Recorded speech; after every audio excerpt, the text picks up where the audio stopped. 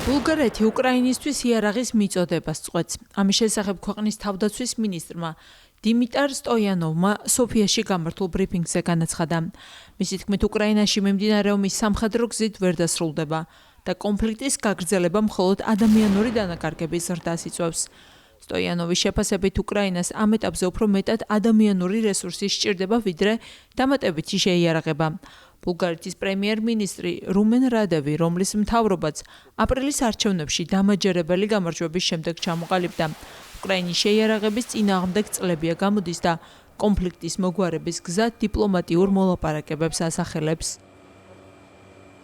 ჩვენ უკვე მკაფიოდ განვაცხადეთ, რომ უკრაინაში მიმდინარე ომი ბრძოლის ველზე ვერ დასრულდება, რასაც დღეს ვხედავთ გამოფიტვის ომია და რამდენი იარაღიც არ უნდა დაგროვდეს, მისი ერთადერთი შედეგი ადამიანების სიცოცხლის დაკარგვაა.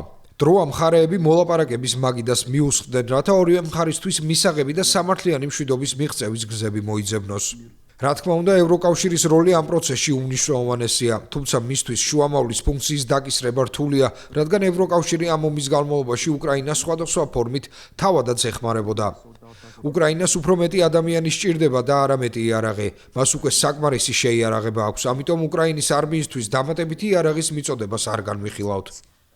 ნატოსა და ევროკავშირის წევრი ბულგარეთი უკრაინას სამხედრო დახმარებას რუსეთის სრულმასშტაბიანი შეჭრის დაწყების შემდეგ 2022 წლიდან უწევდა.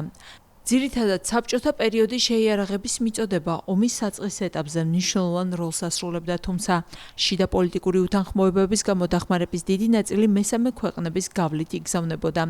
ამასთან ბულგარეთის თავდაცვის მინისტრმა დაადასტურა, რომ ქვეყანა თავდაცვის ხარჯების გაზრდას გეგმავს და 2030 წლისთვის ამ მიმართულებით მთლიანი შიდა პროდუქტის 5%-ის დახარჯვას აპირებს.